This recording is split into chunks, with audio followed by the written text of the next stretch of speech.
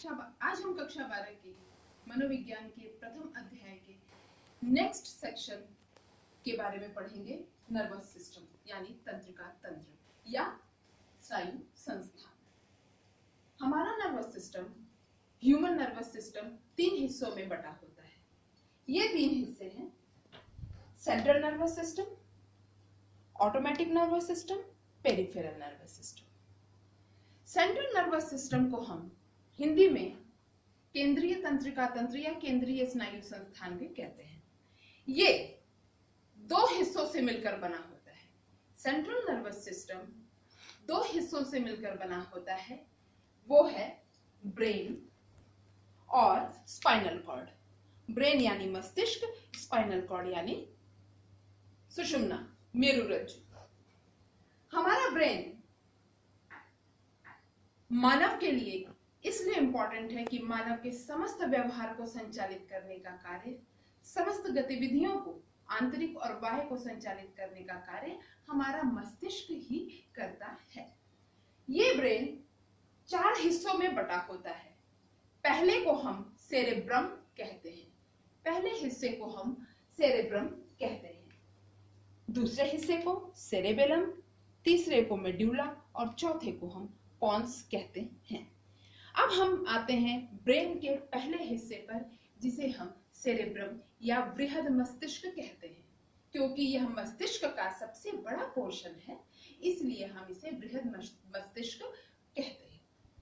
मानवों में बृहद मस्तिष्क बहुत ज्यादा विकसित होता है और इसकी ऊपरी सतह भूरे रंग के न्यूरॉन से बनी होती है, जिसके कारण इसे देखने पर ये भूरे रंग का प्रतीत होता है, जिसे अंग्रेजी में ग्रे मैटर कहते हैं। तो हमारे सेरेब्रम की ऊपरी सतह ग्रे मैटर की बनी होती है और आंतरिक सतह व्हाइट मैटर की बनी होती है। हमारा सेरेब्रम दो तरह की दरारों से, स्पेशली जिसे हम कहते हैं सेंट्रल सल्कस और लेटरल सल्कस, इनके द्वारा 4 हिस्सों में बटा होता है। वो 4 हिस्से हैं: frontal lobe, parietal lobe, occipital lobe, temporal lobe. Frontal lobe को हम मोटर एरिया कहते हैं, क्योंकि मानवों में गतिविधि को संचालित करने का कार्य फ्रंटल लोब करता है। दूसरा पैरिएटल लोब। पैरिएटल लोब को हम सोमेस्थेटिक एरिया कहते हैं, क्योंकि त्वचा मांसपेशियों को संचालित करने का कार्य ये पैरिएटल लोब करता है। तीसरा ऑसिपिटल लोब। ऑसिपिटल लोब मानवों में दृष्टि को संचालित करता है, इसीलिए इसे हम विजन एरिया भी या विजुअल एरिया भी, दृष्टि क्षेत्र कहते हैं।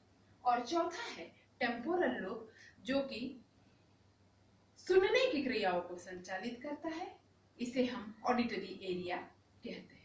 हमारा सेरेब्रम दरार के द्वारा राइट और लेफ्ट 2 गोलार्धों में, 2 हेमिस्फीयर्स में बटा रहता है। राइट गोलार्ध बॉडी के लेफ्ट हिस्से को संचालित करते हैं और जो लेफ्ट हेमिस्फीयर है, लेफ्ट गोलार्ध है, बायां गोलार्ध है, शरीर के दाएं हिस्से को संचालित करता है। सेरेब्रम में एसोसिएशन एरियाज भी होते हैं। अगर इसमें किसी तरह का डैमेज आ जाए तो मानव की बहुत सारी गतिविधियां दुष्प्रभावित हो सकती हैं। मेमोरी लॉस हो सकता है, उसकी क्रियाशीलता प्रभावित हो सकती है, उसकी दृष्टि प्रभावित हो सकती है। तो एसोसिएशन एरियाज भी उतने ही महत्वपूर्ण हैं जितने कि बाकी के एरियाज होते हैं। सेंट्रल नर्वस सिस्टम का दूसरा हिस्सा स्पाइनल कॉर्ड है, जिसे हम सुषुम्ना नाड़ी कहते हैं। ये सुषुम्ना नाड़ी विशेष रूप से 2 प्रकार के न्यूरॉन्स से बनी होती है। पहले प्रकार के न्यूरॉन्स एफरेंट न्यूरॉन कहलाते हैं। एफरेंट न्यूरॉन वो होते हैं जो हमारे संवेदी अंगों से, यानी संवेदी अंग यानी क्या?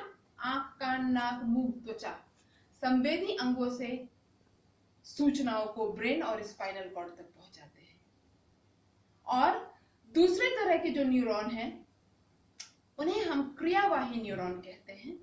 वो ऐसे न्यूरॉन हैं जो ब्रेन और स्पाइनल कॉर्ड के संदेश को मांसपेशियों तक और ग्लैंड्स यानी कि ग्रंथियों तक पहुंचाते हैं। ये हमारा स्पाइनल कॉर्ड है। अब हम आते हैं नर्वस सिस्टम के दूसरे हिस्से पर, क्योंकि सेंट्रल नर्वस सिस्टम कंप्लीट हुआ, दूसरा हिस्सा ऑटोमेटिक नर्वस सिस्टम है, जिसे हम स्वतः चालित स्नायु संस्थान कहते हैं। ऑटोमेटिक नर्वस सिस्टम मानव में अनैच्छिक गतियों को संचालित करता है। सेंट्रल नर्वस सिस्टम ऐच्छिक गतियों को संचालित करता है, लेकिन ऑटोमेटिक नर्वस सिस्टम अनैच्छिक गतिविधियों को संचालित करता है, जैसे heart beat, kidney function, liver function वगैरह वगैरह। Automatic nervous system sympathetic nervous system और पैरासिम्पैथेटिक नर्वस सिस्टम इन दो हिस्सों में बटा होता है। सिंपैथेटिक नर्वस सिस्टम खतरों का सामना करने में मानव को मदद करता है, मानव को प्रिपेयर करता है, जैसे भय के दौरान आंख की पुतलियों का फैल जाना या दौड़ने के लिए एनर्जी का आ जाना, ये सारा काम सिंपैथेटिक नर्वस सिस्टम के द्वारा होता है। पैरासिम्पैथेटिक नर्वस सिस्टम शांत स्थिति में क्रियाशील होता है। इस तरह से देखा जाए तो दोनों के कार्य हैं विपरीत प्रकृति के, लेकिन सिंपैथेटिक और पैरासिम्पैथेटिक नर्वस सिस्टम ये दोनों ही समन्वित रूप से कार्य करते हैं, एक दूसरे का विरोध नहीं करते, समन्वय स्थापित करके मानव के व्यवहार को और क्रियाशीलता को संचालित करते हैं। अब हम आते हैं नर्वस सिस्टम के तीसरे हिस्से को पर, जिसे हम कहते हैं पेरिफेरल नर्वस सिस्टम, यानी संयोजक नर्वस सिस्टम। संयोजक माने जोड़ना।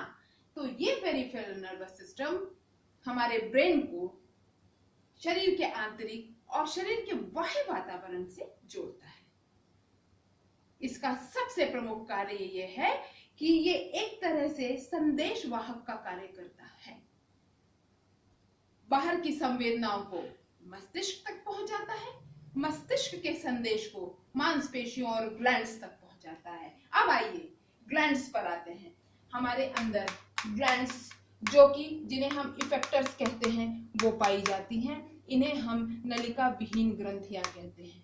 ग्रंथियां दो प्रकार की होती हैं, लेकिन फिलहाल यहाँ हम नलिका विहीन ग्रंथियों का अध्ययन करेंगे।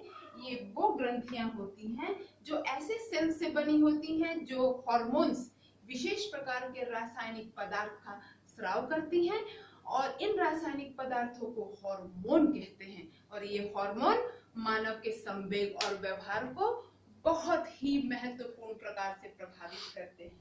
कुल मिला के हमारे 7 ग्लैंड्स हैं। एंडोक्राइन ग्लैंड यानी नलिका विहीन ग्रंथियों की संख्याएं 7 है। इसमें से पिट्यूटरी ग्लैंड सबसे महत्वपूर्ण होती है, जिसे हम मास्टर ग्लैंड कहते हैं। ध्यान दीजिए, ग्लैंड्स को हम इफेक्टर्स भी कहते हैं, जो कि जिसका अर्थ है प्रभावित करना, यानी मानव व्यवहार को प्रभावित करना। तो ये था हमारा नर्वस सिस्टम का एक पूरा चैप्टर।